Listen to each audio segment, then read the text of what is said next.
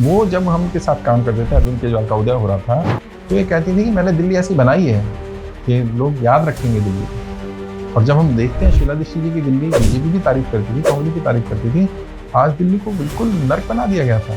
तो उसके जेल में भेजना भी एक स्ट्रैटेजी है ताकि हम काम कर पाए, दिखा पाए अपने आप में। बीजेपी ने असल में एक जाल बोला, जाल में। हाँ, उस जाल में अरविंद केजरीवाल फंसे, और जब तक उन्हें पता चलता वो जाल में फंसे हैं तब तक बहुत देर हो गई। तो अभी पंजाब में आम आदमी पार्टी की सरकार है। पंजाब की जो स्थिति बन रही है, वहाँ के एमएलएस को काम नहीं करने दिया जाए, फ्री हैंड नहीं। आम आदमी पार्टी, हाँ, आम आदमी पार्टी फ्री हैंड नहीं है उनको। लगता है कि आम आदमी पार्टी ने शराब घोटाला किया है, करप्शन तो हुआ है।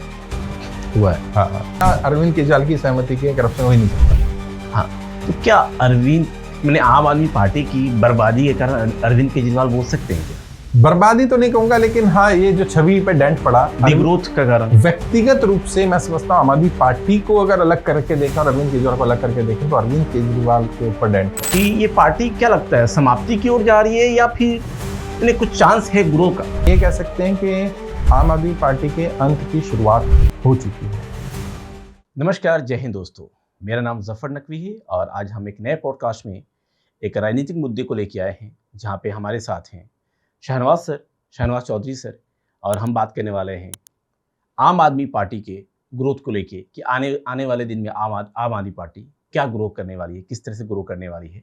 अब पूरे मुद्दे को लेके हम डिस्कस करेंगे, उनकी क्यों हारे वो, और क्या आने वाले दिन में क्या उनको एक्सपेंशन में जाना चाहिए। बहुत सारे मुद्दे हैं, तो आप कंटिन्यू की देखिए इस पॉडकास्ट को, आपको बहुत सारे ओवरव्यू मिलेंगे और बहुत सारी चीज़ आपको सीखने को मिलेगी। तो आपका स्वागत है इस पॉडकास्ट। बहुत शुक्रिया, धन्यवाद सर। बेसिकली हम बात करने वाले हैं बहुत सारे ऐसे टॉपिक पे जो कि हम बहुत फ्रीली बात करेंगे, बिना हेजिटेशंस के, बिना किसी चीज़ के, क्योंकि एग्जैक्टली अब क्या होता है कि कोई चीज़ ग्रो होती है हमारे लाइन में भी, क्योंकि मैं एजुकेशन बैकग्राउंड से बिलोंग करता हूँ, हमारे लाइन में बहुत सारी एडटेक कंपनी आती है और वो धीरे धीरे ग्रो करती है, देन आफ्टर डिग्रोथ भी होता है चीज़ों का। उसी तरह भी फर्स्ट टाइम मैंने देखा कि जो हमारी आम आदमी पार्टी थी, जो मुद्दा हमारा है आम आदमी पार्टी का, कि वो एक्सपोनेंशियली ग्रो कर रही थी। पहली बार, दूसरी बार केजरीवाल जी सीएम बने हमारे, अच्छा परफॉर्म किया, बट अचानक क्या हुआ कि वो अपनी सीट को मतलब कि होल्ड ही नहीं कर पाए। देखिए, अचानक कुछ नहीं होता है राजनीति में जी। एज ए पॉलिटिकल ट्रेनर मैं 18 साल से ये काम कर रहा हूँ जी। कोई भी घटना अगर घटती है और खासकर से इतनी बड़ी घटना हो कि एक आंदोलन से निकली पार्टी अपनी समाप्ति की ओर बढ़ रही है जी, तो उसमें मल्टीपल रीजंस हैं। अगर हम शुरुआत करें तो इसकी असली शुरुआत हो गई थी जब आम आदमी पार्टी ने एक बड़ी गलती की, जब ये शराब का इन्होंने कोरोना के टाइम में शुरू किया। घोटाला तो मैं कई बार बोल भी देते हैं, लेकिन मेरे हिसाब से जब तक प्रूफ नहीं हो, हाँ, तो घोटाला बोलना तो ठीक नहीं। लेकिन जो शराब का किया इन्होंने, एक बोतल के साथ एक शराब की बोतल फ्री करी, वो एक बहुत बड़ा नेगेटिव इम्पैक्ट था। क्योंकि आम आदमी पार्टी एक ऐसी पार्टी थी जो आंदोलन से निकली थी और लोगों को ये उम्मीद थी कि वो कुछ अलग हटके राजनीति करेंगे। शराब की बोतल के साथ शराब, मतलब अगर मैं एज ए लेमैन सोचूं जफर भाई, अगर आम आदमी पार्टी ने एक दूध की बोतल के साथ दूध की बोतल फ्री कर दी होती तो आज अरविंद केजरीवाल देश के सबसे बड़े मसीहा होते। एग्जैक्टली। आज मनीष सिसोदिया को दूध मंत्री कहा जाता, ना कि शराब मंत्री। तो मतलब इन्होंने वो जो गलती की, वहां से शुरुआत हुआ। फिर उसके बाद वो शीश महल का मुद्दा आना, शीश महल में अरविंद केजरीवाल जैसे व्यक्ति जो स्लीपर पहन के राष्ट्रपति भवन चले जाते थे, उनकी फोटो देखी हमने जब पहली बार वो मुख्यमंत्री बने। डबल एक्सएल की शर्ट पहनना, रेनॉल्ड्स का 5 रुपए का पेन लेकर के घूमना, और उसने अपने घर में 80 लाख के पर्दे लगवा लिए। हाँ, मतलब हैरानी होती है, 70 लाख की कालीन ले आया वो व्यक्ति अपने घर में, कैसे? भले ही वो उनका अपना घर नहीं था, लेकिन शायद अरविंद केजरीवाल को लगता था, जो उन्होंने सदन में बोला विधानसभा में, कि 50 साल तक हमें कोई हरा नहीं पाएगा। तो शायद उन्हें मालूम था कि 2050 तक तो हम रहेंगे, तो घर तो बढ़िया होना चाहिए। तो फिर वो आम आदमी वाली बात कहाँ रही। और जब आप अपने बेसिक से हट जाते हैं, एजुकेशन की बात करें, अगर आप फंडामेंटल, बायजूस का एग्जांपल हमारे सामने है, बेसिक फंडामेंटल जब आपके खत्म हो जाए तो फिर और आपको लगे सिर्फ मार्केटिंग करके शाहरुख खान को ला करके प्रचार अच्छा कर देंगे तो आपका ब्रांड चलेगा, तो ब्रांड फ्लॉप हो जाते हैं। वैसे ही कोर पॉइंट को नहीं पकड़ेंगे, फंडामेंटल को छोड़ देंगे तो छोड़ देंगे। और दूसरा सबसे बड़ी गलती जो आम आदमी पार्टी ने की ना, मुझे लगता है अरविंद केजरीवाल ही उनकी एसेट थे, बिल्कुल, और वही उनकी लायबिलिटी बन गया। आज अरविंद केजरीवाल को तो डेंट पड़ा है ना कि शराब घोटाले में पार्टी को फंड मिला, और मनी ट्रेल तो मिल ही गया, पैसा नहीं मिला भले ही, मनी ट्रेल तो मिल ही गया है। तो वो एक बड़ा चैलेंज है अब आम आदमी पार्टी के आगे कि अब अरविंद केजरीवाल के चेहरे के अलावा कौन, तो ये बिल्कुल डाउनफॉल होगा। इस पे एक और क्वेश्चन मेरे दिमाग में आता है सर कि जैसे कि अभी आम आदमी पार्टी डाउनफॉल पे है, और अब मुझे लगता, अब मैंने देखा भी बहुत जगह कि आप अपना विचार रखते हैं किसी भी पॉलिटिकल पार्टी को लेके अपने पॉइंट, क्योंकि आप एक पॉलिटिकल स्ट्रेटजिस्ट भी हैं, बहुत सारे पार्टी को आप सपोर्ट किए हैं, बहुत सारे नहीं सपोर्ट तो नहीं बट मेरे स्टूडेंट है। हाँ बिल्कुल, political और party। जैसे एमएलए एमपी को आप ट्रेनिंग दिए हुए हैं, जी तो वो आपका पार्ट रहा हुआ है, तो आप बहुत मुझे लगता है कि जो जनता देख रही है हमें, उनको बहुत क्रिस्प चीज़ें मिलेगी जो आप एक पॉइंट ऑफ व्यू देंगे। तो उसमें मैं एक नेक्स्ट सवाल जो मेरा होता है कि ये पार्टी क्या लगता है समाप्ति की ओर जा रही है या फिर इन्हें कुछ चांस है ग्रो का? देखिए ये कह पाना समाप्ति तो थोड़ा जल्दबाजी हो जाएगी शायद, लेकिन ये कह सकते हैं कि आम आदमी पार्टी के अंत की शुरुआत हो चुकी है। अब इसको कहते हैं ना, कोई पत्थर का ढलान पर है और नीचे आ रहा है, तो जब तक कोई बहुत बड़ा सपोर्ट बेस नहीं मिलेगा तब तक ये ढलान से गिरना खत्म नहीं होगा। बिल्कुल, और अभी इनके पास सिर्फ पंजाब एक बचा हुआ है स्टेट। अगर मान लीजिए पंजाब आम आदमी पार्टी हार जाती है, जो कि अभी वर्तमान में, आज हम 2025 में बैठे हैं, जी जी 27 में चुनाव है, 25 में ही मार्च है, बिल्कुल 2 साल हैं पूरे। बिल्कुल सर, 2 साल तो राजनीति में बहुत लंबा समय होता है, 2 महीने में बहुत कुछ बदल जाता है। लेकिन आज की परिस्थिति में अगर आज चुनाव हो जाते हैं तो Aam Aadmi Party will going to lose Punjab, Punjab हार जाएंगे।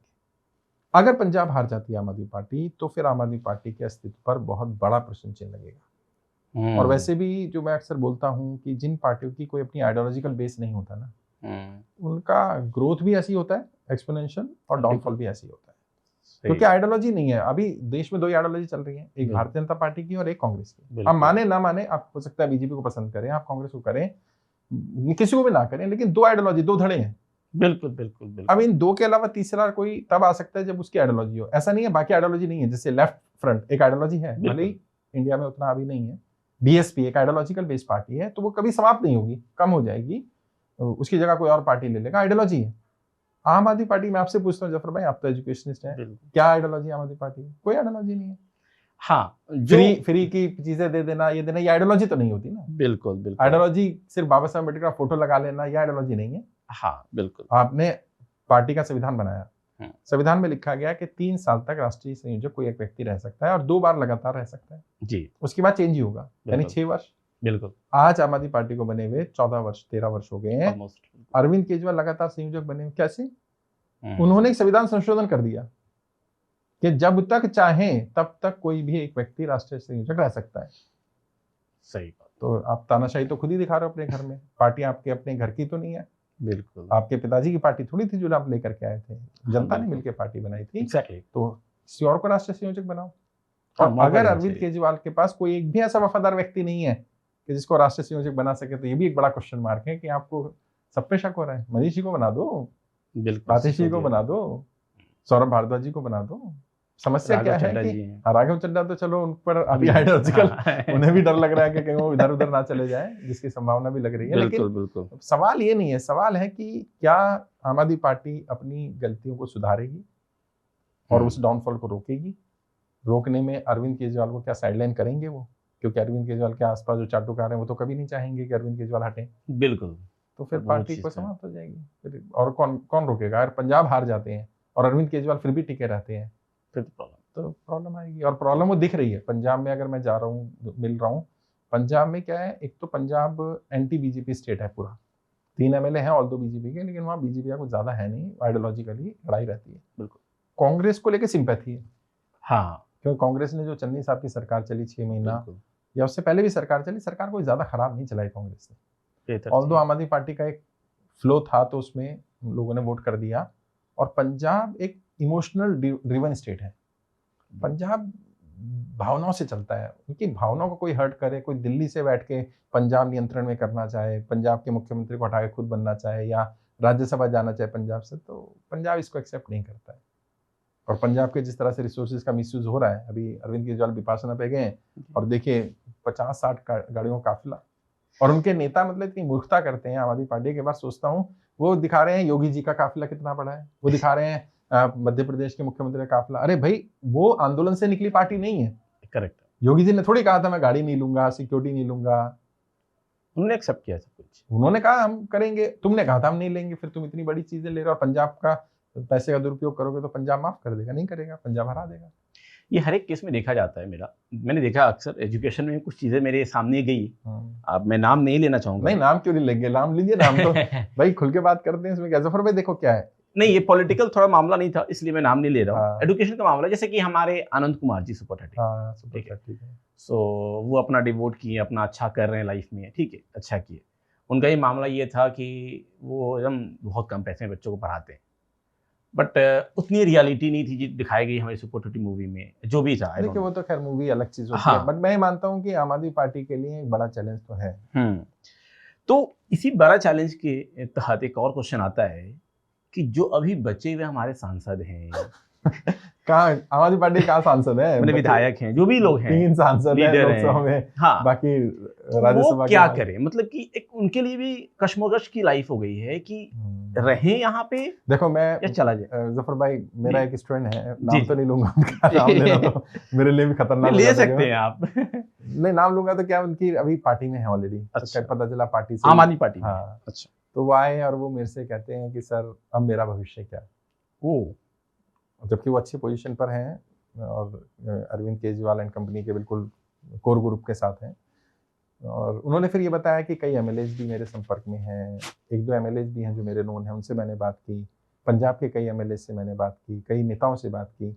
सब में एक दुविधा की स्थिति तो है।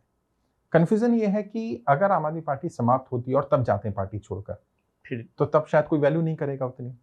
ऑल्दो वैल्यू तो ठीक है, एमएलए हैं आप तो रहेगी, एमपी हैं तो रहेगी, लेकिन पदाधिकारी की शायद ना रहे। तो कुछ नहीं बचा तो आप आ गए। हाँ, कुछ नहीं बचा तब आ गए। Exactly. वहां पे पहले सत्ता भोगी फिर यहाँ आ गए। तो वो ये देख रहे हैं कि क्या ये राइट टाइम है जाने का या नहीं है। अब अगर सोचो किसी भी पार्टी छोड़ देते हैं, घर की बात करते हैं, बिल्कुल एक घर में 10 सदस्य हैं और 10 में से 8 ये सोच रहे हैं कि मैं इसे घर को कब छोड़ूं कि तब छोड़ूं कि तब छोड़ूं, तो आज नहीं तो कल छोड़ देगा ना। घर तो उसने छोड़ ही दिया, उसी दिन छोड़ दिया जिस दिन माइंड में आ गया। एग्जैक्टली। तो अगर वो पार्टी में है भी, सांसद है भले ही राज्यसभा में, लोकसभा में, या एमएलए है या मंत्री है या पदाधिकारी है, अगर उसके मन में आ गया है कि मुझे जाना है, तो जाने वाले को कौन रोक पाया, वो तो जाएगा ही। और अगर जो बड़े नेता आए थे, आम आदमी पार्टी की जो यूएसपी बनी थी शुरू में कि बहुत अच्छे नेता आए थे, बिल्कुल, और उनसे एक पहचान बनी कि हाँ बहुत कुछ आंदोलन हो रहा है, कुछ बड़ा हो रहा है, कुछ अच्छा हो रहा है। जब वो सब जाएंगे तो क्या वही मैसेज उल्टा चलेगा कि अब यहाँ कुछ नहीं बचा, बेकार हो चुकी है, खराब हो चुकी है। तो ये एक फेज होता है, भेड़ चाल कह सकते हैं। फेज होता है कि जब लोग आ रहे होते हैं सभी आ रहे होते हैं, और जब जा रहे होते हैं सभी जा रहे होते हैं। तो एक बार अगर गेट खुला एग्जिट का, तो आम आदमी पार्टी खाली हो जाएगी। वही 4-6 जो देखते हैं वही चेहरे रह जाएंगे, बाकी आम आदमी पार्टी में लोग बचेंगे नहीं। और गलती भी क्या की है इन्होंने। जी। दिल्ली की बात करो, दिल्ली में 70 सीटें जी, 15 ऐसे लोगों को टिकट दी जो कांग्रेस से आए, 15 ऐसे को टिकट दी जो बीजेपी से आए। उनमें से ऑल्दो कुछ जीत गए, ज्यादातर हार गए, लेकिन जो जीत गया और बीजेपी माइंडेड है, कब तक आप उसे रोक लोगे। हाँ, वो तो आज निकल जाएगा। जो कांग्रेस माइंडेड है वो कांग्रेस में जाएगा। तो जब सब चले जाएंगे तो बचेगा कौन। सर्वाइवल के लिए सब आ जाते हैं, ऐसा लगता है कभी, या फिर अपॉर्चुनिटी देख के। नहीं, बहुत सारे रीजन है जाने के। तो जैसे बीजेपी में अभी नेता क्यों जा रहे हैं, ईडी का, सीबीआई का, जो राहुल गांधी जी ने कहा उस दिन रैली में कि भैया अपना महल बचाओ जाओ, क्योंकि महल पर खतरा दिख रहा है ना। बिल्कुल। तो जाने के रीजन तो बहुत सारे हो सकते हैं। अपॉर्चुनिटी भी एक बड़ा रीजन है कि जब एक पार्टी गिर रही है और दिख रहा है कि इसे उठाने वाले के लिए तैयार नहीं कोई। आज देखिए रिजल्ट आए हुए 1 महीना हो गया, आज बिल्कुल 8 तारीख को आया था ना रिजल्ट, आज 1 महीना हो गया पूरा, हो ही गया। अरविंद केजरीवाल ने कोई भी पब्लिक मीटिंग नहीं की। हाँ। जो अपने आप को दिल्ली का बेटा बोलता था, दिल्ली का मसीहा बोलता था, बल्कि सदन में तो दिल्ली का मालिक बोला। चलो मालिक ही मान लेते हैं, कहाँ है वो दिल्ली का मालिक, कहाँ है वो दिल्ली का बेटा, गायब एकदम। तो दिल्ली की जनता को आज जरूरत है, आप नहीं आ रहे हो। होता क्या, मैं ट्रेनिंग में सिखाता हूँ कि चुनाव हारते ही नेता को ग्राउंड पर उतर जाना चाहिए, क्योंकि जिन लोगों ने वोट करा उन्होंने तो आपको अपना नेता माना। बिल्कुल। आपको 2% वोट कम मिला बीजेपी से, तो बाकी जिन्होंने वोट करा यार, उनका क्या दोष है। हाँ, तुमने तो उन्हें भी साबित कर दिया उन्होंने गलत वोट करा तुम्हें, अगली बार वो वोट नहीं करेंगे। तुम्हें सड़कों पे उतरना था, तुम्हें जनता दरबार लगाना था, लोगों से मिलना था। ये थोड़ी मनीष सिसोदिया विपासना में चले गए, अरविंद केजरीवाल विपासना में चले गए। और भाई इतनी टेंशन हो रही है, इतना ही प्रेशर आ रहा है, तो राजनीति क्या, डॉक्टर ने थोड़ी बोला था राजनीति करो। मैंने तो किताब लिखी है राजनीति पर, उसका शीर्षक है राजनेता बनना बच्चों का खेल नहीं है। उसमें मैंने बताया कि आप डॉक्टर बनो, इंजीनियर बनो, साइंटिस्ट बनो, टीचर बनो, पायलट बनो, राजनेता मत बनना।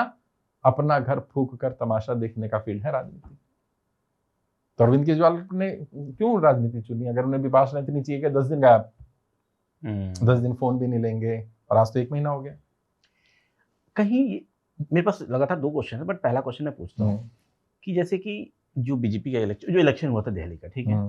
बीच में एक कंट्रोवर्सी आई थी कि कुछ सेटिंग वगैरह हुई है, जो भी है।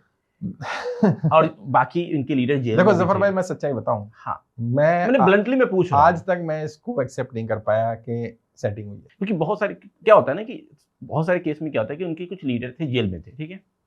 बहुत दिन तक बहुत सारे रहे। तो उस केस से उनको अपॉर्चुनिटी नहीं मिली एडवर्टाइज करने की, अपने आप को प्रूव ऐसा करने नहीं की। है, ऐसा नहीं होता है। जब आप चुनाव लड़ रहे होते हो तो आप 24/7 चुनाव मोड में रहते हो राजनीति में। ऐसा नहीं होता है कि आप जेल चले गए तो आपके पीछे मशीनरी सारी जेल चली जाएगी, सब बैठ जाएंगे। प्रॉब्लम क्या है कि आपने जनता के मेन मुद्दों पर काम नहीं किया।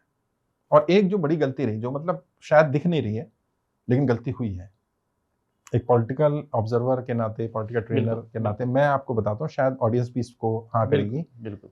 जिस दिन से आम आदमी पार्टी दिल्ली में एमसीडी में आई, एमसीडी में सफाई का, सीवर का, नाली का ये काम होने थे, वो काम वो करा नहीं पाई या नहीं हुए या ऑफिसर ने नहीं करा, वो अलग बात है। लेकिन वहां आने से वो ठीकरा जो था गंदगी का, इसका उसका, वो आम आदमी पार्टी को ले डूबा। अगर एमसीडी में नहीं आती तो क्या होता था, एमसीडी की गंदगी के लिए वो बीजेपी को दोष दे देते थे और दिल्ली सरकार भी अपनी कुछ कमियों को छुपा लेती, भाई हम तो ये कर रहे हैं, ये नहीं कर पा रहे। अब उनके पास कोई रीजन नहीं बचा कि सफाई क्यों नहीं हो रही। हर सड़क खुदी हुई थी, नालियां खुदी हुई थी, सीवर का पानी सड़कों पर बह रहा था। लोगों को लगा ये क्या दिल्ली बना दी इसने। और जो शीला दीक्षित जी के ज़माने की दिल्ली थी, मैं शीला दीक्षित जी का पॉलिटिकल एडवाइजर भी था जब वो चीफ मिनिस्टर थी। अब तो मैं बता सकता हूँ वो दुनिया में नहीं है, तो क्योंकि हमारा एग्रीमेंट होता है पॉलिटिशियन के साथ कि हम उनका नाम यूज नहीं करते हैं, कम से कम जीते जी नहीं कर सकते, या वो बताना चाहें तो बता दें, हम किसी MP MLA का नाम नहीं बताते।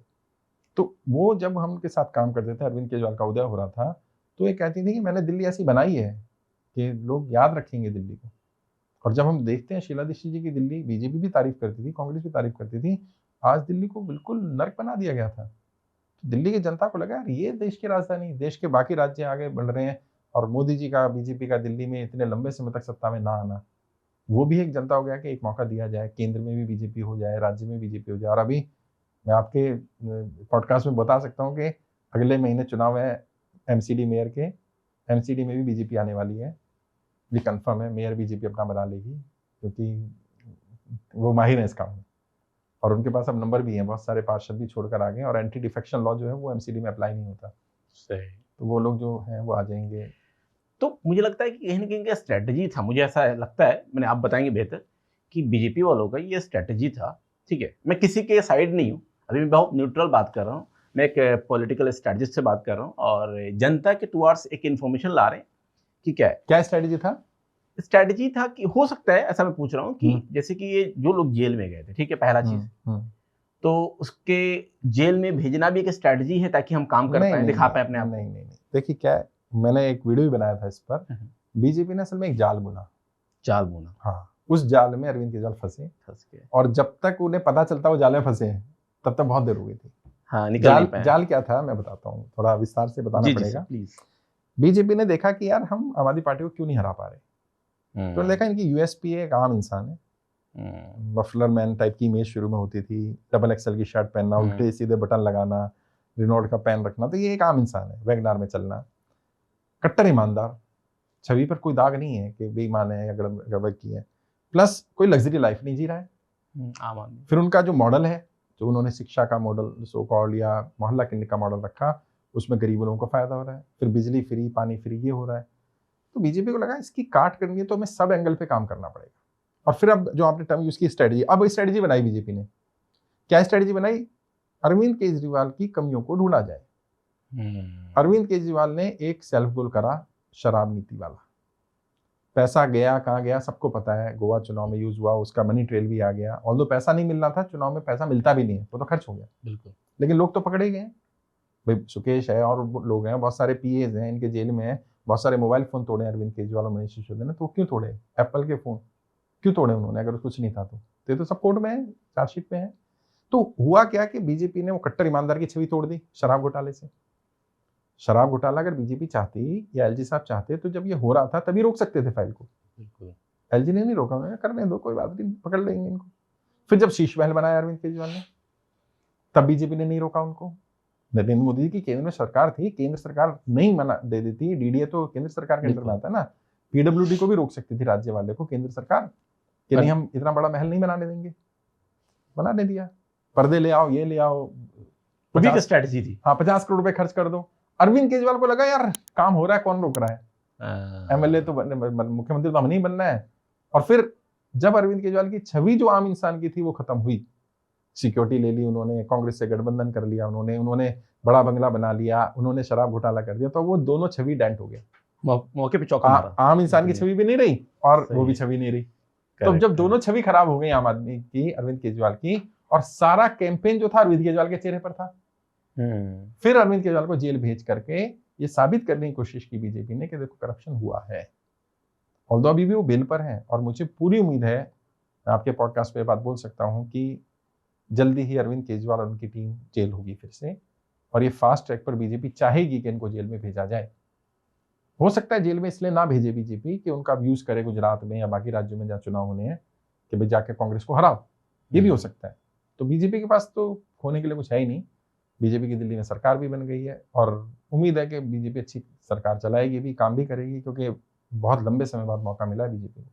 नरेंद्र मोदी जी प्रधानमंत्री हैं, केंद्र में सरकार बीजेपी की, राज्य में अच्छा मौका है, एमसीडी में बीजेपी आ जाएगी, तो ये बहुत अच्छा मौका है दिल्ली के लिए, एग्जैक्टली। और दिल्ली की ग्रोथ भी होगी। मैं आपको बता रहा हूँ, दिल्ली में प्रॉपर्टी का रेट भी बढ़ेंगे, सफाई भी होगी। दिल्ली अब एक वाकई में वर्ल्ड क्लास सिटी बनने के रास्ते पर जाएगी। मुझे ऐसा लगता है बीजेपी काम करेगी। क्योंकि मैं बिहार से हूँ, तो आपने एक्चुअली एक मुद्दा आया तो मुझे ध्यान में आई कि अभी क्या था कि नीतीश कुमार हमेशा सीएम रहे, बट जब बीजेपी के साथ गठबंधन रहा हमारा तो काम हुआ है बिहार में भी। देखिए बिहार पे कभी हम और डिस्कस कर लेंगे, बिहार का तो अलग टॉपिक है पूरा बिहार में, लेकिन हाँ इतना जरूर मैं बोल सकता हूँ आपके उस पे जो आपने बात कही है, वर्तमान परिस्थिति में बिहार बीजेपी तो शायद अच्छा करे, लेकिन नीतीश जी के लिए परिस्थिति फेवरेबल नहीं है। और हो सकता है कि नीतीश कुमार जी की पार्टी के बहुत सारे लोग टूट भी जाएं, बीजेपी अपने बलबूते भी सरकार बनाने की कोशिश करे, कुछ भी हो सकता है। और वहाँ तेजस्वी का जो इस समय माहौल चल रहा है, अभी सी वोटर का शायद इंडिया टुडे का सर्वे था, उसमें दिखाया ना कि 41% लोग उन्हें मुख्यमंत्री के रूप में देखना चाहते हैं, नीतीश कुमार से भी ज्यादा। तो तेजस्वी के पक्ष में अगर इतनी लहर है तो बीजेपी और नीतीश कुमार के लिए आसान नहीं है, और नीतीश कुमार जी का बार बार पाला बदलना वो भी एक बड़ा नेगेटिव मैसेज है।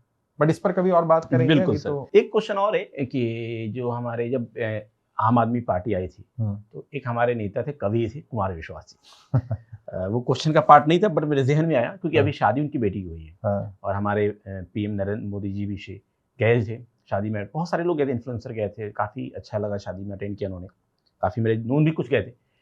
तो मतलब कि आम आदमी पार्टी में जो कुमार विश्वास जी थे उस समय, उसके बाद उन्होंने सरेंज छोड़ा पार्टी, तो क्या उनको पहले से पता था ये चीज़ होने वाली है?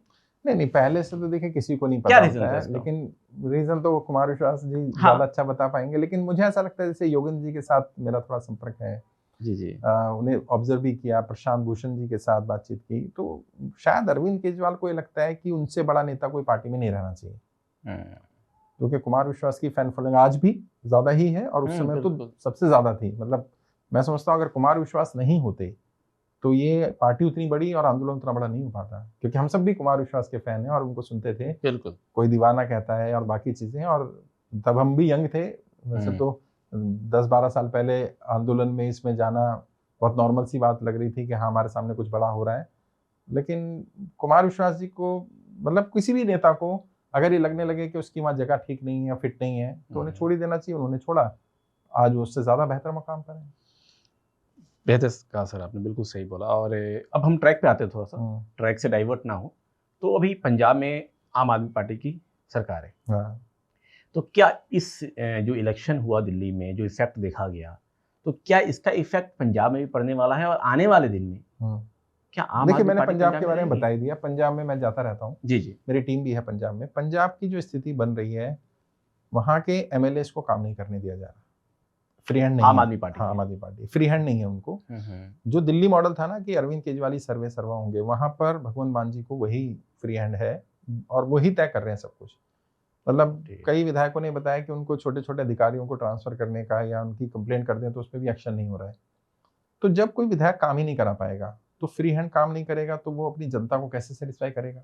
और लोग तो आएंगे भाई, उसके बाद ट्रांसफर के लिए भी आएंगे, बाकी चीजों के लिए आएंगे।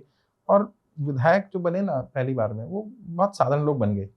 जैसे लहर थी तो लहर जैसे दिल्ली में ही बन गए थे, सेकेंड टाइम में अब जो पंजाब में लड़ेंगे ना, अब एक्चुअल चुनाव होगा, और उस चुनाव में सबसे बड़ा चैलेंज ये होगा कि वो फाइनेंस कैसे मैनेज करेंगे, विधायक पार्टी फंड करेगी या कौन फंड करेगा, और अगर पैसा नहीं होगा तो कैसे कांग्रेस बीजेपी से लड़ेंगे, क्योंकि मशीनरी चाहिए, मैकेनिज्म चाहिए, इलेक्शन मैनेजमेंट चाहिए, booth level management, constituency management, candidate management, media management, muscle power, money power, ये सब कहाँ से मैनेज होगा। और वो साधारण लोग हैं, सारे ज्यादातर लोग साधारण लोग हैं, तो मैं समझता हूँ उनके लिए चैलेंज है। प्लस अरविंद केजरीवाल को पंजाब के विधायकों को दिल्ली बुलाना, वो नेगेटिव चला गया। पंजाब से अगर वो राज्यसभा जाते हैं तो वैसे तो अब मैंने पहले भी कहा था, अरविंद केजरीवाल के पास दो ही विकल्प बचे हैं, या तो राज्यसभा चले जाएं और पंजाब से जा सकते हैं, या फिर वो किसी एमएलए की सीट दिल्ली से खाली कराएं और वहां बाय इलेक्शन लड़कर विधानसभा में चले जाएं। ये ऑप्शन ये भी ऑप्शन है, क्योंकि जो लोग सत्ता के बिना रह नहीं पाते ना, उनकी राजनीति समाप्त हो जाती है। और मैंने देखा है भारत की राजनीति में जो आइडियोलॉजिकल पार्टियां नहीं है, उनका उदय अचानक हो जाता है, ऐसे अचानक पतन भी हो जाता है उनका, क्योंकि वो सत्ता में नहीं रहते। तो अरविंद केजरीवाल अगर लंबे समय तक सत्ता से बाहर रहे तो दिक्कत हो जाएगी उन्हें, तो वो राज्यसभा जाएंगे तो भी नुकसान है, क्योंकि पंजाब के लोग कहेंगे आप पंजाब से जा रहे हो, और वहां से एक एमएलए को उन्होंने बाय इलेक्शन में उतार दिया, एक सांसद को, तो हो सकता है उसकी सीट खाली होने के बाद अरविंद केजरीवाल चले जाएं। जा सकते हैं, लीगली कोई दिक्कत नहीं है, लेकिन ये गलत मैसेज जा सकता है। अरविंद केजरीवाल अगर एमएलए बन जाते हैं दिल्ली से और विपक्ष की भूमिका में आते हैं तो शायद वो एक अच्छा स्टेप उनके लिए होगा, लेकिन इन दो के अलावा कोई विकल्प नहीं है उनके पास। और अगर पंजाब भी चला गया तो जैसे मैंने कहा, दो राज्यों में सत्ता थी, दोनों खत्म, फिर आम आदमी पार्टी पार्षदों वाली, ग्राम प्रधान वाली, बीडीसी मेंबर, जिला पंचायत सदस्य वाली पार्टी बनकर रह जाएगी, राज्य में तो नहीं आने वाली है। और एक बार राज्यों से समाप्त हो जाए तो फिर बहुत मुश्किल होता है ऐसी पार्टियों का बाउंस बैक करना जिनकी आइडियोलॉजी नहीं है, क्योंकि आम आदमी पार्टी की अपनी कोई फिक्स आइडियोलॉजी नहीं है। बीजेपी वाले ले लो, कांग्रेस वाले ले लो, यहाँ से ले लो, वहां से ले लो, पार्षद ले लो, विधायक ले लो, करना काम है बस। तो वो लोग जो आइडियोलॉजिकली बेस्ड वाले नहीं है, वो तो एक ना एक दिन चले जाएंगे। विजन ही नहीं उनका, फिर हाँ, विजन नहीं, और उनका सिर्फ सत्ता है ना। बिल्कुल, जो आपके साथ सत्ता के लिए है ना जफर भाई, वो सत्ता जाने के बाद वो छोड़ ही देगा आपको, ये कंफर्म है। और जीवन में भी अगर कोई आपकी सिर्फ पैसे रुतबे से आपके साथ जुड़ गया, फिर तो जिस दिन आपका वो रुतबा पैसा खत्म होगा उस दिन चला जाएगा। तो आम आदमी पार्टी को पंजाब में बड़ा चैलेंज है, और अभी टाइम है। मैं नहीं कह रहा हूँ कि सब कुछ समाप्त हो गया, अभी भी चीजें ठीक की जा सकती हैं, अगर अभी भी अपने विधायकों को फ्री हैंड दिया जाए, अभी भी इंडिपेंडेंटली काम करने दिया जाए, अभी भी कुछ फाइनेंशियल स्किल ऊपर काम किया जाए, तो आम आदमी पार्टी सर्वाइव कर सकती है। क्या आपको लगता है कि आम आदमी पार्टी ने शराब घोटाला किया था और केजरीवाल जी बेईमान है? क्योंकि आप बेहतर जान रहे हैं, और जान क्या रहे हैं, क्योंकि आपने वो चीज़ विजुअलाइज की है, देखी है, और आप एक एनालिस्ट टाइप से देखते हैं चीज़ों को, तो आपको बेहतर पता है चीज़ों को। नहीं, देखिए, मैं ये मानता हूँ करप्शन तो हुआ है। हाँ, ये तो कंफर्म है, करप्शन तो हुआ है। वो पैसा चुनाव में, क्योंकि मैं समझता हूँ राजनीति, और देखो मैं तर्क दे रहा हूँ, और आप भी और ऑडियंस भी सुने, और इसको तर्क को देखें कि ऑडियंस बताए कि क्या सही है क्या गलत है। जब आम आदमी पार्टी ने पहली बार चुनाव लड़ा तो आम आदमी पार्टी ने क्राउड फंडिंग करी, जनता से पैसा मांगा। ट्रू, 20 करोड़ रुपए ने आ भी गया, इतना आ गया कि अरविंद केजरीवाल को एक रैली में बोलना पड़ा कि भाई अब हमें और पैसे नहीं चाहिए। ये भाई आते हैं 2013 के चुनाव। 2015 में भी आम आदमी पार्टी ने क्राउड फंडिंग से चुनाव लड़ा, पैसा लिया और भरपूर पैसा मिला। तब उन्होंने वेबसाइट पर डाला था, फिर वो भी बंद कर दिया, कितना डोनेशन है वो भी बताना बंद कर दिया।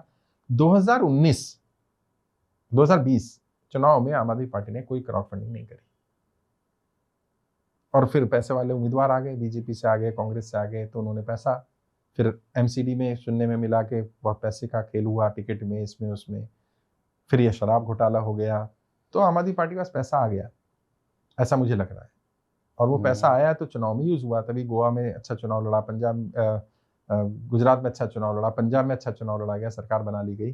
तो मुझे लगता है कि आम आदमी पार्टी के पास व्यक्तिगत रूप से नहीं आया होगा, अरविंद केजरीवाल ने या मनीष सिसोदिया ने पैसा अपने लिए नहीं रखा होगा, भी पैसा है। और मैं इसलिए कह रहा हूँ कि मैं आम आदमी पार्टी के एक बड़े नेता से भी मिला हाल फिलहाल में चुनाव के समय में, उनसे मैंने कहा कि ये आपका विरोधी जो है ना, वो ये शराब घोटाले का मुद्दा उठा रहा है, और उनके जो शब्द थे मुझे शॉक दे गए। इतने बड़ा नेता के शब्द क्या थे, अरे सर वो तो आप भी समझते हो, जनता भी समझती है, पार्टी चलानी है तो थोड़ा बहुत किया होगा। मैं शॉक रह गया यार, आपके बारे में ऐसा कैसे हो सकता है कि आम आदमी पार्टी या आप जिस लेवल के नेता हो, आपके बारे में ये परसेप्शन हो। अगर ये स्टेटमेंट आ रहा था कहीं ना कहीं दाल में कुछ काला है। हाँ, तो पता चल गया था मुझे, तो लगता है कि बाकी तो कोर्ट प्रूफ कर ही देगा अगर हुआ है करप्शन तो, और पार्टी पर भी खतरा हो सकता है। तो क्या जो बड़े नेता हैं, क्या वो जेल जाने से बच सकते हैं? चांसेस है कुछ, लगता है आपको? बचना तो देखिए कोर्ट ही तय करेगा, अगर कोर्ट ने सजा दे दी तो जेल जाएंगे, और जाना भी चाहिए।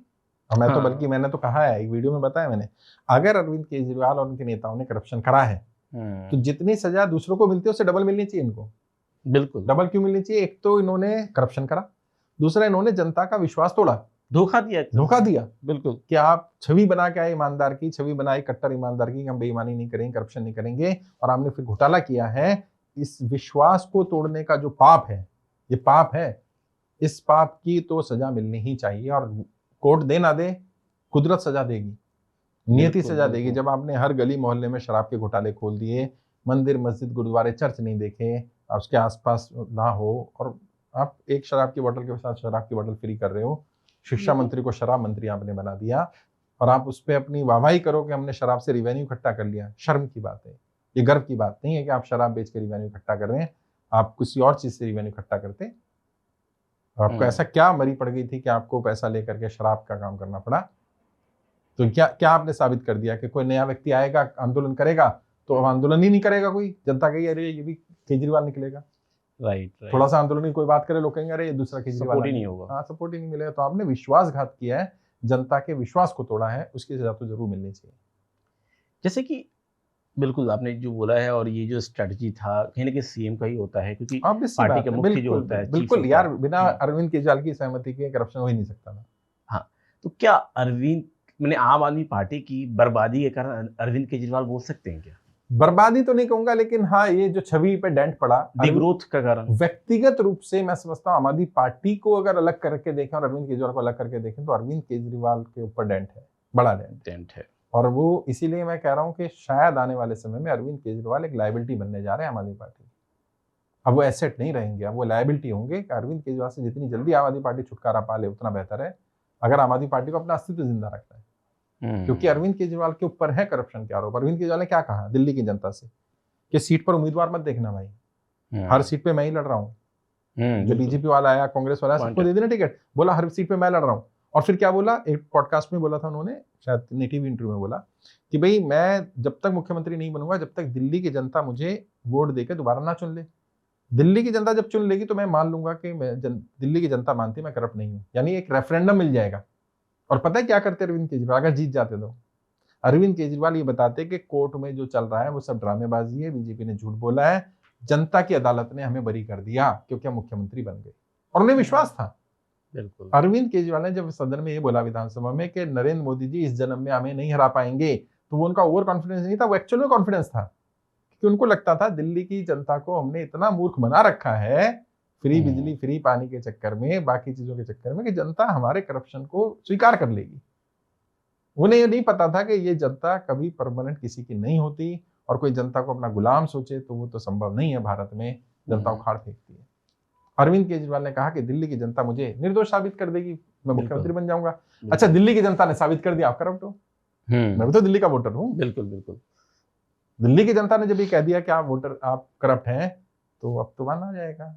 आपकी ही थ्योरी के हिसाब से, अरविंद केजरीवाल की ही तो थ्योरी थी कि दिल्ली की जनता अगर मुझे निर्दोष मानते तो वोट दे देगी, नहीं मानते तो नहीं देगी। नहीं दिया तो इसका मतलब ट्रैप हो गया एक तरह से, नहीं मानती है, सीधी सी बात है। तो अरविंद केजरीवाल ने, मुझे लगता है कि करप्शन किया नहीं किया, लेकिन उनकी अगर कहते हैं ना दिए तले अंधेरा हुआ, तो जिम्मेदारी तो उन्हें लेनी पड़ेगी, किसी को तो लेनी पड़ेगी। हाँ, किसी न किसी को लेनी पड़ेगी। सबसे बड़ा देखो ना, चुनाव हार गए, 1 महीना हो गया, बिल्कुल। हार की जिम्मेदारी किसने ली? कोई ले नहीं रहा है सबको। अगर अरविंद केजरीवाल वाकई लीडर हैं तो बिल्कुल, तो ये राइट टाइम है अपनी लीडरशिप को दिखाने का। अरविंद केजरीवाल जी बाहर आए और इस हार के लिए जिम्मेदारी लें कि इसके लिए मेरा कोई नेता, कोई और जिम्मेदार नहीं है, मैं स्वयं जिम्मेदार हूं। और उसके बाद मैं इस पार्टी के राष्ट्रीय संयोजक के पद से इस्तीफा देता हूं, कोई और चला इस पार्टी को, तब उनका कद बड़ा हो जाएगा, तब वो शायद बाउंस बैक कर जाएंगे। बिल्कुल। मैं सिर्फ समस्याओं पे बात नहीं कर रहा, मैं समाधान भी दे रहा हूँ। बिल्कुल बिल्कुल। कि अरविंद केजरीवाल के उनकी पार्टी के समर्थक ये ना सोचे हम विरोधी नहीं, हम हितैषी हैं। वो कहावत है ना, निंदक नियरे राखी आंगन कुटी छवाए, बिन साबुन पानी बिना निर्मल करे सुहाए। तो हम जैसे लोग रखिए भाई, जो तुम्हें सलाह दे दें, जो तुम्हें बताए सही गलत क्या है। बिल्कुल। अभी इतनी देर नहीं हुई है कि वापसी नहीं है, बट जितना देर रोज हो रही है, एक दिन वो दिन आ जाएगा जहां से वापसी नहीं हो पाएगी। हाँ, जाहिर सी बात। अरविंद केजरीवाल का शांत बैठे रहना, पब्लिक के बीच में ना आना, वो नुकसान देगा। अरविंद केजरीवाल को आगे बढ़ना चाहिए, जिम्मेदारी लेनी चाहिए, विपाशना से आते ही तुरंत रिजाइन करना चाहिए। भले उनका रिजाइन एक्सेप्ट नहीं होगा मुझे मालूम, लेकिन उन्हें करना चाहिए, अड़ जाना चाहिए। अड़ते हैं ना, और जाना चाहिए। तो आम आदमी पार्टी बच जाएगी और उनकी छवि भी शायद बिल्कुल ठीक। अगर मान लीजिए कि अरविंद केजरीवाल 1 मिनट के लिए मान लेते हैं ऐसा हो जाए शायद, हु नोस, कि अपने जो पार्टी की पोजीशन पे हैं, चीफ हैं, वो अपनी पार्टी से पोजीशन से हट जाते हैं, तो आपके हिसाब से किसको उस पोजीशन को देना चाहिए? ये तो अरविंद केजरीवाल तय करें, उनकी पार्टी तय करे, उनकी पार्टी का इंटरनल जो उनका काबिल कौन लगता है? काबिल तो देखिए क्या होता है, मैं हमेशा बोलता हूँ राजनीति में किसी को भी पद दिए बिना नहीं पता चल सकता वो काबिल है कि ना काबिल। अगर आज आपसे पूछा जाए राहुल गांधी जी काबिल है प्रधानमंत्री बनने के कि नहीं है, कैसे पता चलेगा? देख के पता चलेगा। बिल्कुल। नरेंद्र मोदी जी का क्या मालूम था किसी को कि वो प्रधानमंत्री बन के क्या करेंगे क्या नहीं करेंगे, बन के तो पता चला। बिल्कुल। आज हम उसकी समीक्षा कर सकते हैं और आज के बजाय जब वो पद पर नहीं रहेंगे, कभी तो नरेंद्र मोदी छोड़ेंगे, तब हम समीक्षा कर पाएंगे। जैसे आज हम अरविंद केजरीवाल जी की समीक्षा कर पा रहे हैं। बिल्कुल। जब राहुल गांधी प्रधानमंत्री बनेंगे तब समीक्षा करेंगे ठीक थे कि नहीं थे। बेटर। तो ऐसे ही अरविंद केजरीवाल जिसको देंगे या पार्टी जिसको तय करे उसे दें और फिर चेक करें वो कितना पार्टी को आगे बढ़ा पा रहा है। बट फुल टाइमर डेडिकेटेड व्यक्ति चाहिए होगा जो संगठन में आमूलचूल परिवर्तन करे, चापलूस लोगों से दूरी बनाए, जो संगठन में वाकई आइडियोलॉजिकल बेस तैयार करे। एक आइडियोलॉजिकल बेस होता है जिसमें सिर्फ एक आइडियोलॉजी के लोग ही समाएंगे, सिर्फ पद के लिए लालच वाले, पैसा देकर आ जाने वाले वो नहीं चलेंगे, तो शायद ये पार्टी बचेगी। वरना देश में अभी भी वर्तमान में देखिए 8-9 पार्टियां जो समाप्त होने के कगार पर है, समाप्त होने के कगार पर है 8-9 पार्टियां देश में, और वो पार्टियां जिनकी सत्ता रही है राज्य में। आप पंजाब में देख लीजिए अकाली दल 2 टुकड़े हो गया, समाप्त होने का कगार पर है। हरियाणा में देख लीजिए इंडियन नेशनल लोक दल और INLD और जेजेपी, बीएसपी समाप्त होने का कगार पर है। महाराष्ट्र में शिवसेना में भी टूट हो गई है और एनसीपी में टूट हो गई है, जम्मू कश्मीर में, तमिलनाडु में AIDMK। तो ये कुछ पार्टियां जो सत्ता में रही और ना समाप्त होने के कगार पर है। आम आदमी पार्टी भी उनमें से एक बन जाएगी। TRS देख लीजिए तेलंगाना में कितनी बुरी स्थिति में पहुंच गई।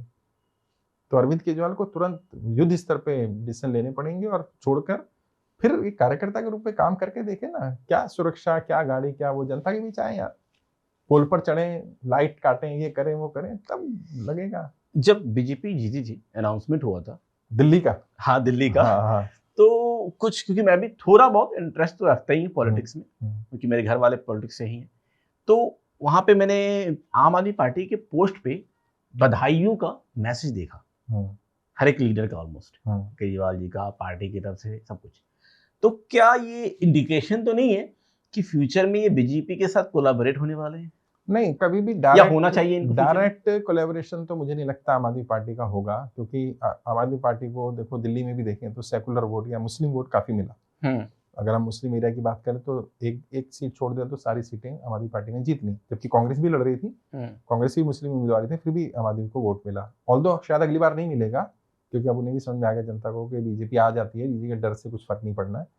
लेकिन अरविंद केजरीवाल बीजेपी के साथ डायरेक्ट चले जाते हैं तो नहीं होगा। हाँ, प्रॉक्सी में जो बी टीम है, बी टीम के रूप में शायद काम कर सकते हैं, वो फिर जनता देख ही लेती है। जनता से ना कि सब चीजें छुपती नहीं।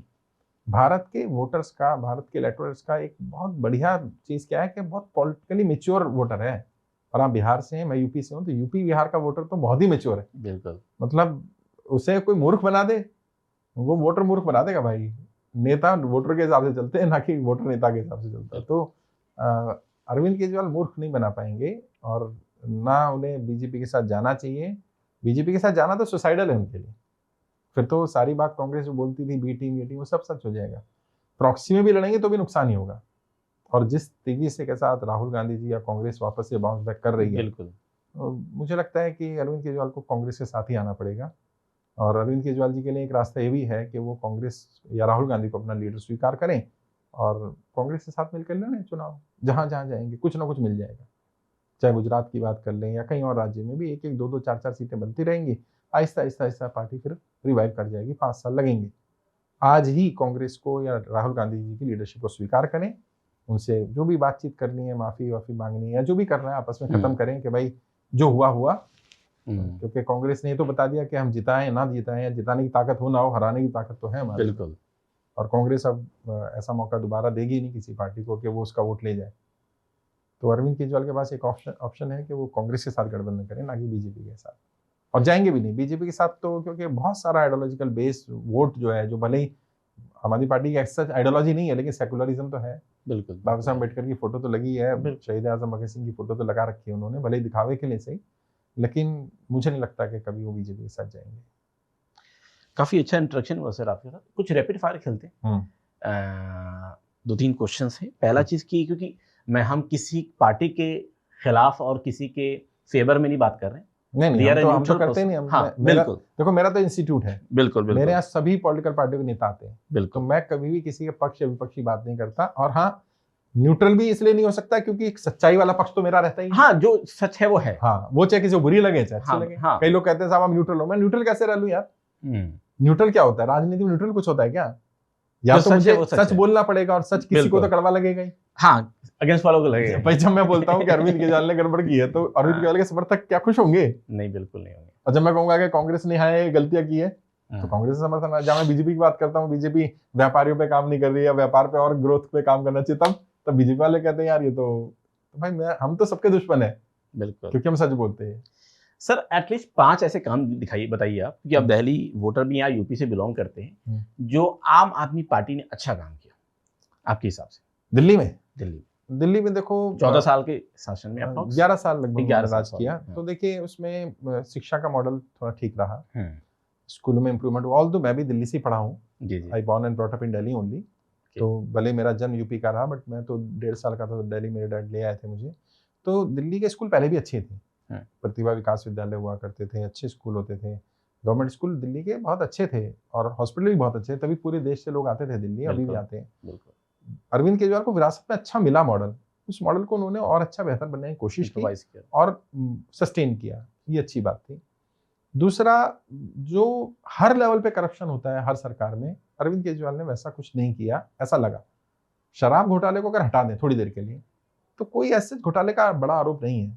ऑल्दो अभी जल बोर्ड का घोटाला निकल के आ रहा है, शिक्षा में दिख रहा है कि स्कूलों में शौचालय को भी कमरे काउंट कर लिए गए, कमरे के रेट पर शौचालय बनाए गए। वो तो ठीक है, वो जब अपोजिशन में थी सरकार, अब बीजेपी की आई है तो कुछ निकालेगी, लेकिन एज सच वो ठीक रहा। फिर बिजली फ्री और पानी फ्री वाला मुद्दा भी, वैसे तो मैं समर्थन नहीं करता कभी फ्री की योजनाओं का। मेरा मानना यह है कि एजुकेशन और हेल्थ ये फ्री हो, बाकी सब अर्न करनी चाहिए लोगों को, क्योंकि लोगों को आदत नहीं पड़ जाए फ्री की। बट क्योंकि दिल्ली में गरीब लोग हैं, 200 यूनिट तक गरीबी अफोर्ड मतलब कंज्यूम करता है, तो उनके लिए बिजली फ्री करना, पानी फ्री करना, वो भी काफ़ी हद तक एक रिलीफ है। ऑल्दो ज़्यादा अमाउंट नहीं होता है, 500-600 रुपये है, लेकिन एक गरीब आदमी के लिए वो भी एक अच्छा था। फ्री के जो मुझे कंसेप्ट पता है इन्होंने किया था, 200 यूनिट तक फ्री है, उसके एवब जाइएगा तो कॉस्ट देना पड़ेगा पूरा। नहीं, पूरा कॉस्ट नहीं, 200 यूनिट के बाद का कॉस्ट, कोई भी कॉस्ट देना। अच्छा, 200 यूनिट के बाद का देना था। तो 200 यूनिट तक का ठीक था, काफी लोगों के, गरीबों के लिए ठीक था। 10, 20, 50 रुपए बिल आते भी हैं तो ठीक है। हाँ, लेकिन जैसे आपने कहा 5 चीजें, तो मोटे मोटे तौर पर ये चीजें, जैसे इन्होंने कहा था भाई हम कई लोगों को पक्का करेंगे, पक्का नहीं कर पाए, वो करना चाहिए था, कुछ को किया है कुछ डिपार्टमेंट में। बाबा साहेब अम्बेडकर के संविधान को आगे रखना, माइनॉरिटीज का अपीजमेंट करने की कोशिश करना, या माइनॉरिटीज के लिए दिखाना कि हम कुछ कर रहे हैं लेकिन दंगे हुए तो नहीं जाना, मरकज को जिम्मेदार ठहरा देना कोरोना स्प्रेड करने के लिए, ये वो गलतियां नहीं जो बचा जा सकता था जिनसे। सही। तो इसलिए मिस्टेक्स हुई हैं, कुछ अच्छे काम भी हुए हैं, वो तो हर सरकार में थोड़ा बहुत अच्छा बुरा होता ही है। जैसे मैंने कहा कि सौरभ भारद्वाज जी का देख लीजिए, उन्होंने बहुत अच्छा काम किया, बिल्कुल, मंत्री बनने के बाद भी किया, पहले भी एज ए विधायक भी बहुत अच्छा काम उन्होंने किया। कई लोग थे जिनका दुख भी है, जैसे सौरभ भारद्वाज के हारने का मुझे दुख है व्यक्तिगत रूप से भी। तो मिली जुली सरकार कहेंगे। करेक्ट। हाँ। तो सर एक क्वेश्चन और मेरे दिमाग में आता है कि पहली चीज़ की हमारे जो आम आदमी पार्टी के लीडर थे, मैंने सीनियर लीडर बड़े सिसोदिया जी, ऐसे लोग हार गए। हार गए। इसके पीछे क्या रीजन हो सकता है? मल्टीपल रीजन है इसके भी, हर एक का अलग अलग है। वैसे तो देखो, जैसे सौरभ भारद्वाज की बात करें, सौरभ भारद्वाज ने काम बहुत करा, हाँ, लेकिन सौरभ भारद्वाज को अरविंद केजरीवाल जी के उस नेगेटिव का, जो करप्शन का उन पर आरोप लगा या जो शीश महल का आरोप लगा, उसका खामियाजा भुगतना पड़ गया, जबकि एक नई उम्मीदवार ने उनको हरा दिया बीजेपी की। ऑल्दो बहुत छोटे मार्जिन से हारे, और आतिशी भी बच गई। बिल्कुल, अगर अलका लामा थोड़ा और अच्छा परफॉर्म कर देती तो आतिशी भी हार जाती। और ज्यादातर कांग्रेस ने भी बड़ा डेंट किया है। अगर 14-15 सीटों पे देखें तो कांग्रेस ने बहुत बड़ा डेंट किया। अगर वो 14-15 सीटें आ जाती हैं आम आदमी की, तो सरकार, ऑल्दो 37 सीटें होती है, शायद सरकार बहुत मार्जिन पे बनती या बीजेपी तोड़ लेती, लेकिन इतना नुकसान नहीं होता। अरविंद केजरीवाल को हराने में बहुत बड़ा रोल संदीप दीक्षित जी का रहा। अगर संदीप दीक्षित जी इतना खुलकर कैंपेन नहीं करते तो शायद अरविंद केजरीवाल नहीं हारते। मनीष के ऊपर जो सीट चेंज करी मनीष सिसोदिया को सीट नहीं चेंज करनी चाहिए थी। उन्हें लगा ये सेफ सीट है यहाँ पर, क्योंकि मुस्लिम आबादी भी अच्छी खासी है और वहाँ पपड़गंज पिछली बार बहुत नैरो मार्जिन से जीते थे, बट यहाँ मारवा साहब आ गए उम्मीदवार जो पुराने कांग्रेसी थे, 3 बार से एमएलए रहे थे, वो बीजेपी से उम्मीदवार बन के आ गए, प्लस कांग्रेस ने एक मुस्लिम को उम्मीदवार बना दिया, तो वहां समीकरण ऐसे बिगड़े। मतलब मुझे लगता है कि आम आदमी पार्टी की ओवरऑल हार में एक एक सीट को देख करके अगर हम देखेंगे तो अलग अलग कारण नजर आएंगे। बिल्कुल, एक पूरे स्टेट में छवि खराब होना, एक सीट बाय सीट छवि खराब होना, अरविंद केजरीवाल का व्यक्तिगत रूप से अपनी सीट को हार जाना, ये एक बड़ा डेंट था कि एंटी इनकम्बेंसी अरविंद केजरीवाल के खिलाफ थी। और आम आदमी पार्टी कुछ है भी नहीं, आम आदमी पार्टी माइनस अरविंद केजरीवाल कुछ नहीं बचता है, क्योंकि उन्होंने कभी सेकेंड लाइन ऑफ लीडरशिप तैयार ही नहीं करी। जो है भी सेकेंड लाइन ऑफ लीडरशिप, चाहे मनीष जी हो या सत्येंद्र जैन जी हो या सौरभ जी हो या आतिशी जी हो, वो सब मतलब कठपुतली टाइप के हैं। और सत्येंद्र जैन जी का वो जो उनके ऊपर घोटाले का आरोप था उसका इम्पैक्ट पड़ा, तो हर एक का अलग अलग रीजन रहा, बट दोनों का मिक्स इफेक्ट रहा एक्चुअल में। तो पार्टी पर डेंट अरविंद केजरीवाल की वजह से, और अरविंद केजरीवाल की अपनी सीट पर डेंट कांग्रेस की वजह से, और कई सीटों पर कांग्रेस की वजह से, कई सीटों पर व्यक्तिगत उनकी छवि खराब होने की वजह से। सही बोला आपने, बिल्कुल सही बोला सर। और एक और क्वेश्चन मेरे दिमाग में आता है कि क्योंकि केजरीवाल जी हार गए, सब लोग हार गए, और ये बहुत बड़ा नुकसान उनके लिए, तो क्या आने वाले दिन में एक्सपेंशन को लेके अदर स्टेट्स में आम Aadmi party pan India level पे एक्सपेंशन की अगर बात करें, देखिए तो क्या उनको डिसीजन लेना चाहिए? लेना तो चाहिए, लेकिन मैंने कहा ना, अरविंद केजरीवाल के साथ सबसे बड़ी, आम आदमी पार्टी के साथ इस समय सबसे बड़ी दिक्कत पता है क्या है?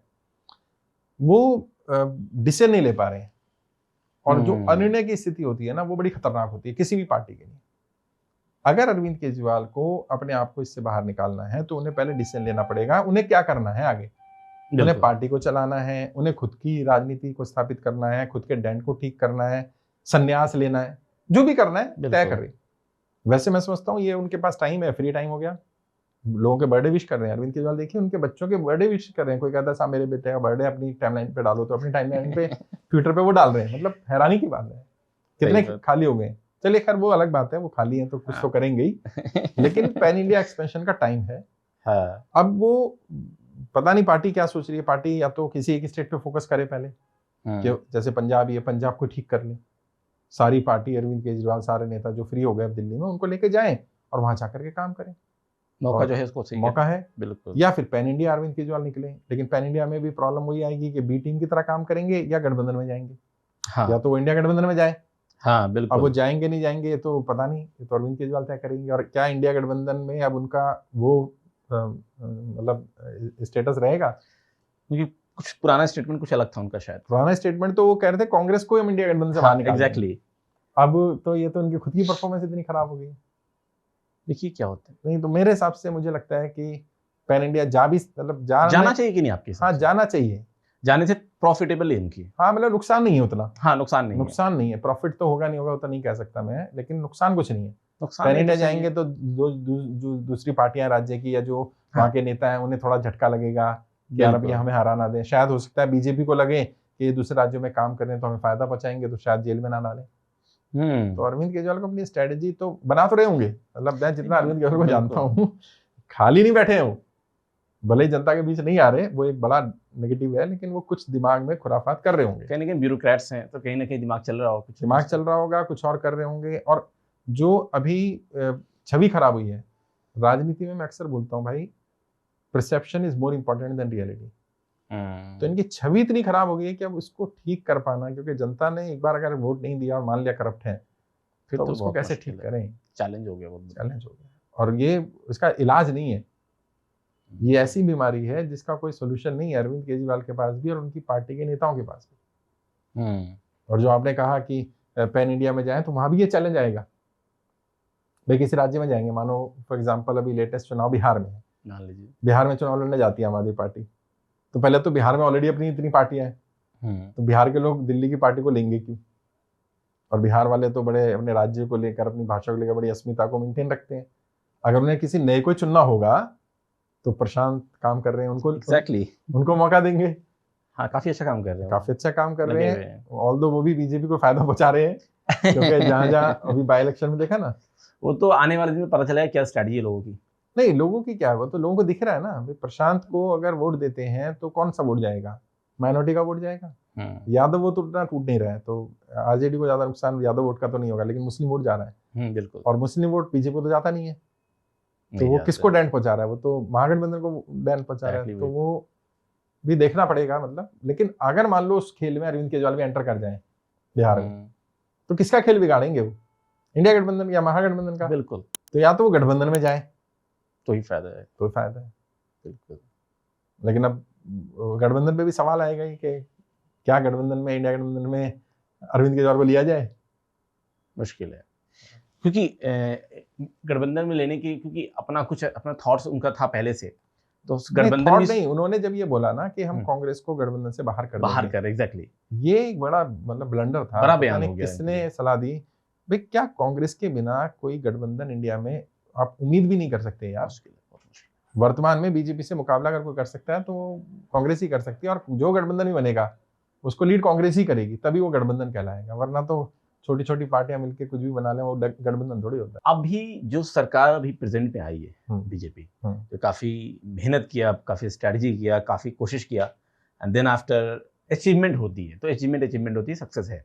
हाँ, उनको क्रेडिट जाना चाहिए। बिल्कुल 100%। और मुझे लगता है कि अगर अच्छा काम करेंगे तो लॉन्ग टाइम के लिए खेल सकते हैं। हाँ, बिल्कुल खेल सकते हैं, कोई डाउट नहीं है हाँ, इसमें, बिल्कुल। कोई कंपटीशन नहीं है सच। भाई दिल्ली में तो है ही नहीं ना, दिल्ली हाँ। में बीजेपी और कांग्रेस है, अब तो आम आदमी पार्टी तो इतनी ज्यादा बिल्कुल। पावरफुल रहेगी नहीं। बिल्कुल। तो आपके हिसाब से ऐसे 4-5 काम ऐसे गिनाइए जो बीजेपी को करनी चाहिए आम आदमी के लिए, दिल्ली के लिए, ताकि एक तो उनके काम दिखें, दूसरा कि जो आने वाले दिन में जो यंग यूथ आ रहे हैं, जो भी अभी हैं, उनके लिए क्या बेस्ट डिसीजन लेना चाहिए बीजेपी को? देखिए, अभी जो वर्तमान में चल रहा है ना, केंद्र की भी सरकार बीजेपी की है, राज्य की, और सभी राज्यों में बेरोजगारी एक बड़ा मुद्दा है, उसको स्वीकार करना पड़ेगा। दिल्ली भी उससे कोई अछूती नहीं है, तो बेरोजगारों के लिए कुछ बढ़िया योजना बनानी चाहिए, या तो उनको बेरोजगारी भत्ता दिया जाए या कुछ सिस्टम बनाया जाए। दूसरा, जो दिल्ली की, जो मैंने बताया, गलियों की, पार्कों की सफाई की समस्या है, वो सफाई और इंफ्रास्ट्रक्चर की डेवलपमेंट पे सबसे पहला फोकस होना चाहिए, क्योंकि इंफ्रास्ट्रक्चर इतना पुराना हो चुका है। मतलब शीला दीक्षित जी ने जो बनाया था दिल्ली, और हम लोग देखते थे कॉमनवेल्थ के समय में या उसके बाद भी, लगता था दिल्ली में चल रहे हैं, दिल्ली की सड़कों पर है। अभी ल्यूटियन जोन अगर छोड़ दें हम, जो नई दिल्ली का एरिया, कनॉट प्लेस और ये सब, तो दिल्ली इतनी अच्छी नहीं है, देखने में वैसी नहीं है। तो उस पर ग्रीनरी पे काम होना जरूरी है। इन्वायरमेंट पे हर बार पहले ऑर्डिनेंस शुरू कर दिया, फिर पराली का धुआं, फिर इन्वायरमेंट इतना खराब है कि एक साल में 2 महीने 3 महीने लाइफ कम हो रही है इंसान की, क्योंकि पोल्यूशन, उस पर काम करना चाहिए। पोल्यूशन के लिए ऑल्दो दिल्ली सरकार ने शुरुआत भी कर दी है, यमुना की सफाई हो गई, उस पर काम करना चाहिए, कर भी रहे हैं यमुना की सफाई पर। बिजली फ्री, पानी फ्री चलता रहना चाहिए, क्योंकि जो फ्री की योजना है वो तो मोदी जी ने कहा था बंद नहीं होंगी। महिलाओं को भी जो पैसे की बात की है 2500 रुपये, वो भी 8 तारीख तक मिलने थे, लेकिन अगले महीने या 1 महीने बाद मिल जाने चाहिए।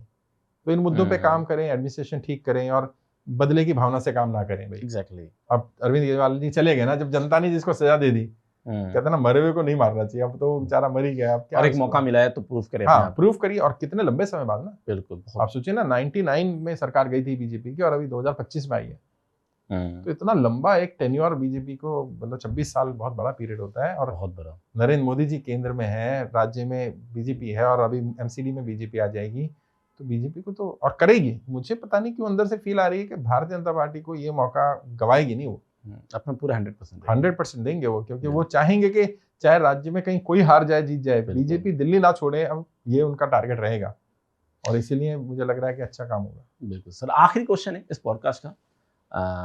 सर के साथ काफ़ी अच्छी बात हुई, और मुझे लगता है कि जो हम पॉइंट ऑफ व्यू सर ने दिया वो काफ़ी फ्रूटफुल होने वाला है, और इंसान, जो पर्सन देख रहे हैं, हमारे जो पब्लिक देख रहे हैं ना, उनके पॉइंट ऑफ व्यू को बहुत क्लियर करेगा। तो आखिर बस देखिए, मेरी यही कोशिश रहती है, मैं एक पॉलिटिकल ट्रेनिंग नाते हैं, जब टीवी डिबेट्स में भी जाता हूँ, पॉडकास्ट में जाता हूँ, कहीं भी मेरा एक ही टारगेट रहता है कि लोगों को वो चीजें दिखाई जाएं जो पर्दे के पीछे है। एग्जैक्टली। जो सामने वो तो सब देखते ही हैं। हाँ। राजनीति 2 तरह की होती है, एक पर्दे के पीछे की राजनीति, एक पर्दे के सामने की। सामने वाली तो सब देख लेते हैं, पीछे वाली कोई नहीं देख पाता या कोई दिखा नहीं पाता। तो मेरा हमेशा टारगेट रहता है कि मैं पर्दे के पीछे क्या चल रहा है उस पर बात करूं। तो आप पूछिए। बिल्कुल जरूर। तो लास्ट क्वेश्चन ये है कि जैसे बीजेपी इलेक्शन फाइट किया, जीता, तो जीतने के पहले भी जनता के दिमाग में एक था कि सीएम कौन बनेगा बिहार का, और जनता की बनने के बाद भी काफी लोग सरप्राइज भी हुए। बहुत सारे उम्मीदवार थे जैसे कि अपने मन में रखे थे। दिल्ली का सीएम कौन बनेगा? एग्जैक्टली। हाँ, मनोज तिवारी जी भी थे, गौतम गंभीर। नहीं, आपको कैसे पता थे? ये तो ऐसा तो नाम चलता है, लोग तो बोलते थे कि हाँ, चांसेस है। देखिए, बीजेपी एक अलग पार्टी है। हाँ, बीजेपी में डिसीजन कौन लेता है पहले समझना पड़ेगा। बीजेपी में नीचे कोई डिसीजन नहीं लेता है, बीजेपी में सारे डिसीजन ऊपर ले जाते हैं और कोई भी नीचे कुछ भी बोलता रहे, जब तक ऊपर से अप्रूवल नहीं होगा तब तक उसके कोई बोलने के मायने नहीं है। तो नरेंद्र मोदी जी, अमित शाह जी जिसको चाहेंगे उसको बनाएंगे, जिसको चाहा उन्होंने उसको बनाया। और ऑब्वियस सी बात है, ऐसे मुख्यमंत्री उनको चाहिए था। जैसे हम अब इससे दिल्ली से बड़ा एग्जाम्पल तो मध्य प्रदेश का है ना, देखो जी, शिवराज सिंह चौहान जी की योजना लाडली बहना के ऊपर हमने चुनाव लड़ा बीजेपी ने, और शिवराज सिंह चौहान को मुख्यमंत्री नहीं बनाया, नए चेहरे को लिया, फर्स्ट टाइम एमएलए को लिया। राजस्थान में भी ऐसे ही हुआ। तो बीजेपी से उम्मीद की जा सकती है, बीजेपी सरप्राइज देती है। तो बीजेपी ने अच्छा सरप्राइज दिया और एक महिला को दिया, बिल्कुल, क्योंकि ये पता था कि आतिशी जी ही सामने रहेंगी लीडर ऑफ अपोजिशन, तो महिला के सामने महिला रहेगी। तो स्ट्रेटेजिक डिसीजन था, स्ट्रेटेजिकल डिसीजन था और बहुत, मैं समझता हूँ, अच्छा डिसीजन रहा है। तो हमारा पॉडकास्ट यही फिनिश करते हैं और आने वाले दिन में हम मल्टीपल टॉपिक्स पे, एजुकेशन पे, अदर पॉलिटिकल पार्टी पे हम पॉडकास्ट लाने की कोशिश करेंगे सर के साथ, और अपना पॉइंट ऑफ व्यू देंगे, और ताकि कुछ ऐसे इन्फॉर्मेशन भी देंगे जिससे आपकी ग्रोथ हो। और अगर आप देख रहे हैं तो आप प्रॉपर वे में देखिए इस चीज़ को और एनालाइज कीजिए। और इस चैनल पे अगर आप कनेक्ट हो ऑब्वियस है, तो कहीं ना कहीं अपनी एंगेजमेंट बढ़ाइए और अपने पॉइंट ऑफ व्यू शेयर कर सकते हैं हमारे चैनल पे कमेंट करके। तब तक के लिए जय हिंद, नमस्कार, थैंक यू।